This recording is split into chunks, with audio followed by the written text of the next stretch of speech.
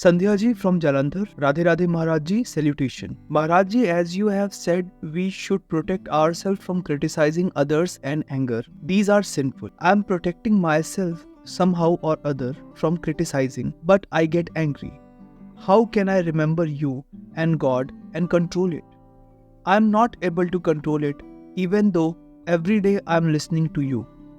देखो, जब तक अज्ञान रहता है तब As तक long as you have ignorance, it is very difficult to control the vices. Because we see the world is true. Anger by itself does not have basis. Its foundation is desire. For example, if you want that I should behave with you in a certain way, and if I don't, then you'll get angry. But if we don't have any kamna, desire, and we just do our kartavya, duty, and see God in others, then we cannot get angry. Uma जे राम चरण रत विगत काम मद को हो निज प्रभु मैं देखें जगत के ही सन करहीं विरोध उमा जे राम चरण रत जब तक हम भगवान के Until we take firm shelter of the lotus feet of God and we see God in everyone, then we will not be able to conquer lust, anger, greed, or attachment.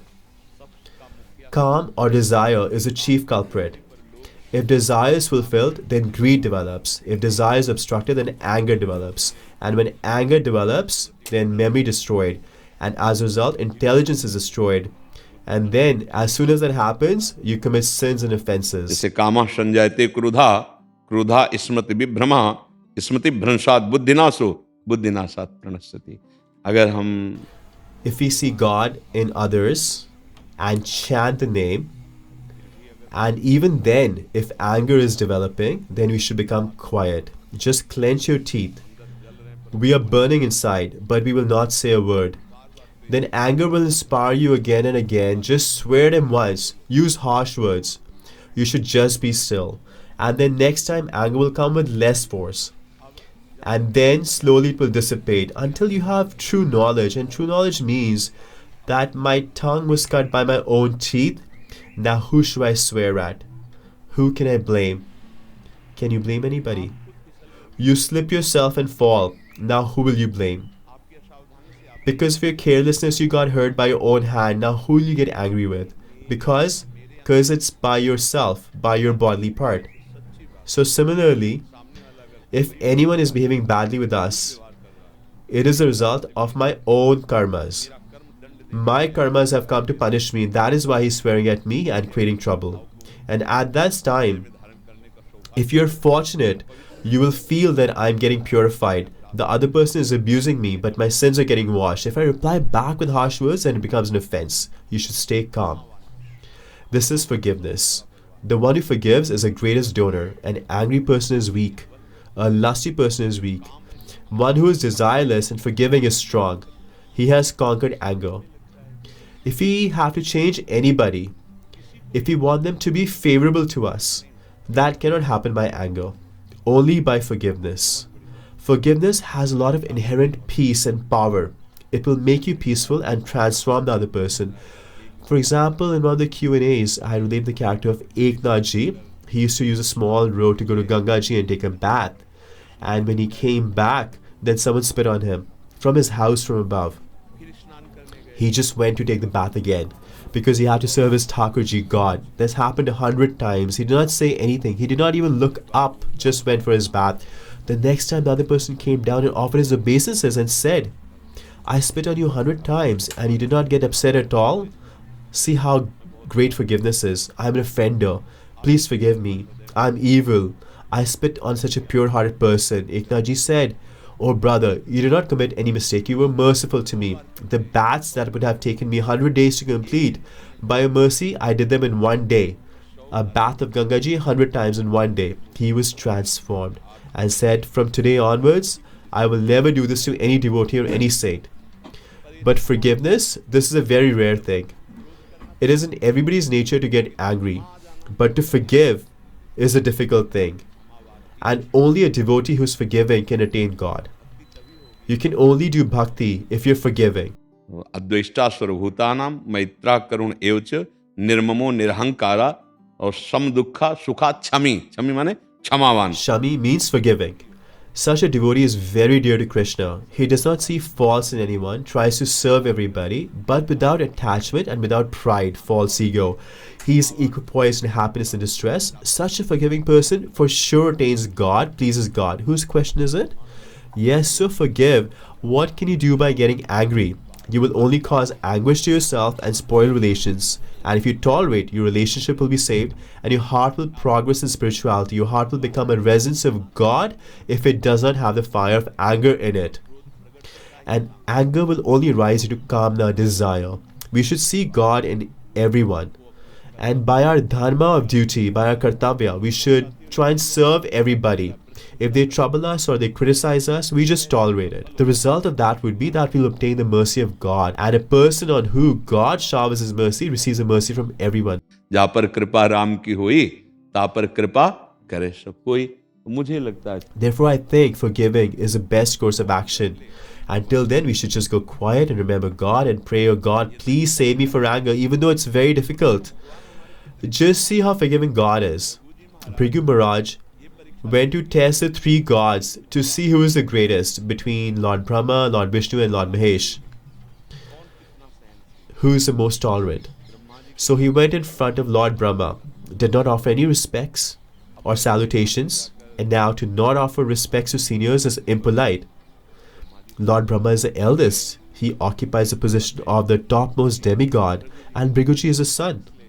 Therefore, he did not get very angry, but he was upset. And he thought that you're such a big rishi and you don't have manners. Then he went to Lord Shiva. Lord Shiva tried to embrace him and said, welcome. He said, no, I don't embrace people who wear skulls. And he said some other bad things. Lord Shiva immediately picked up his trident. Don't use discourteous words. Then he went to Lord Hari. He was sleeping on his bed and Goddess Lakshmi was massaging his feet. Bhriguji approached him and kicked his chest with his feet. Lord Hari got up immediately and started massaging his feet and said, my chest is very hard. It must have hurt your foot. If I knew you were coming, I would have welcomed you. Bhriguji started crying, thinking he's saying my chest must have hurt your foot. This is God and I was so rude and he's massaging my foot. Now, even today, when Lord takes avatar, he has a sign of Bhrigu on his chest. So the more we're able to conquer anger, the more we can please God. God himself is so tolerant.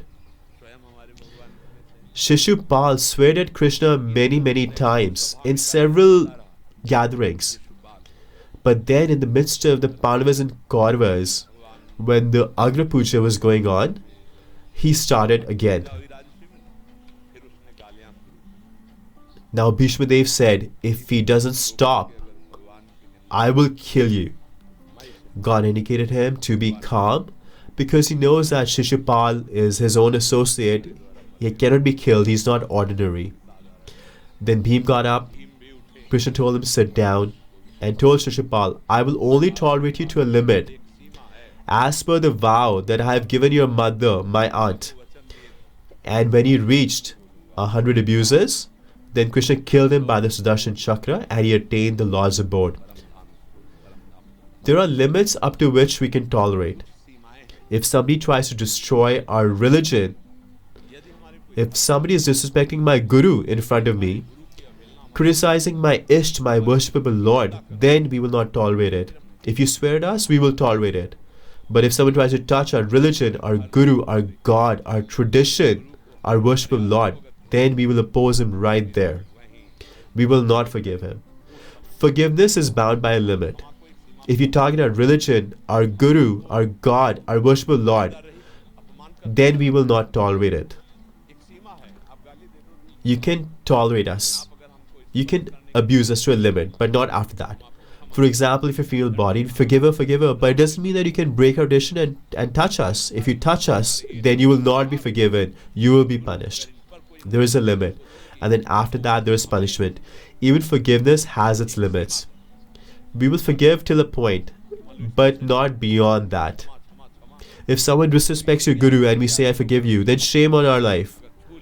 Someone is criticizing our God and we say, I forgive you. Our country is threatened and we say, I forgive you. No, not like this. Sometimes anger becomes more pious than forgiveness. And sometimes forgiveness works. This is where we have to use our intelligence. If our country is threatened, our religion is in danger, our guru is disrespected, then we do not forgive. If you disrespect our religion, our dharma, our tradition, then there is a limit. After 100, we'll use our Sudarshan Chakra. For example, for Lord Ram, it was ये था कि विशेष उदासी 14 वर्ष के लिए तापस वेश विशेष उदासी 14 वर्ष राम वनवासी. so Ram wore a tree bark and had dreads but did not leave his bow and arrow. Because whoever is irreligious, they must be punished. It doesn't matter how big of an ascetic you are. It doesn't matter how big of a preacher you are. Everybody should be careful that our country should not be threatened. So there is a limit for forgiveness. For example, Lord Kapildev had stilled the ocean and was meditating. And 60,000 princes came. They were digging up here and there, creating a nuisance. And then they saw that their horse was tied close by. And they thought that, oh, Kapil Maharaj has stolen our horse.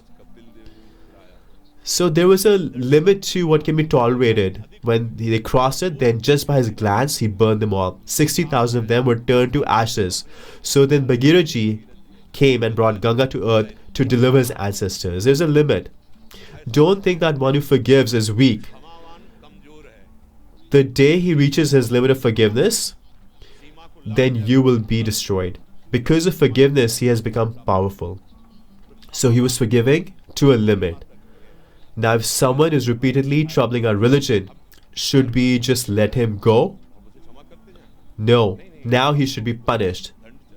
For example, you're female-bodied, but you cross the lines of tradition, then you will not be forgiven. So we have to understand forgiveness. Understand tolerance. Both forgiveness and tolerance have their limits. And if somebody goes beyond that, then there is a law, the legal process, or whatever we have to do to protect our own life. See, because if we don't understand this topic of forgiveness clearly, then exploitation may increase or irreligion may increase. Krishna himself is an embodiment of forgiveness, but he's not instructing Arjuna to forgive. All these people are lined up on the side of religion. So now it doesn't matter if it's Bhishma Dev or Dronacharya, their heads have to be chopped off because they're siding with irreligion. So there is a limit. Krishna himself went to negotiate peace and asked for just 5 villages. But when those irreligious people did not listen, they had to face Krishna's wrath. Krishna told Arjuna to load his bow and arrows and attack the opposing party. Did he not instruct like this? So you have to see that we are instructing you to forgive, but to a limit. If someone has evil designs on our religion, country, guru or God, then we will not forgive. Lord Parshuram was an embodiment of forgiveness. When we came to the ashram and Mother Renika told him that Sahasrabahu Arjuna had come, he created a disturbance and stole the cow. Then Parshuram followed him and retrieved the cow. But when he instigated a battle, then Parshuram fought him and chopped off his 1,000 arms, even though he was a rishi. Now his kids said that we will show them how strong we are, and they killed Jamdhanji, which they should have never done. They killed the Brahm rishi. Then you know what happened? Parshuram took a vow, and 20 times over he traveled the earth and killed those kings who were opposed to religion. And he was a rishi. In one hand he had chanting beads and an axe in the other. Forgiveness in one hand and punishment in the other. Gita ji is there, so Gandiv, Arjuna's bow is there too. We have to remember that. There is forgiveness, but is backed by power. We won't forgive so much that our dharma is destroyed. You cannot commit so much atrocities that you can affect our religion, our country, our guru, our God, our traditions. We will tolerate to a limit. This answer is not for a specific person.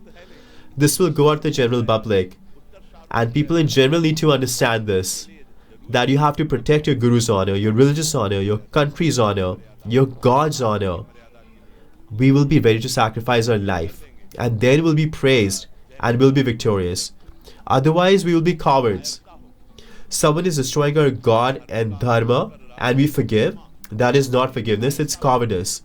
You can swear at us, you can behave badly with us. We will tolerate that, but not for Dharma, Guru, God and country.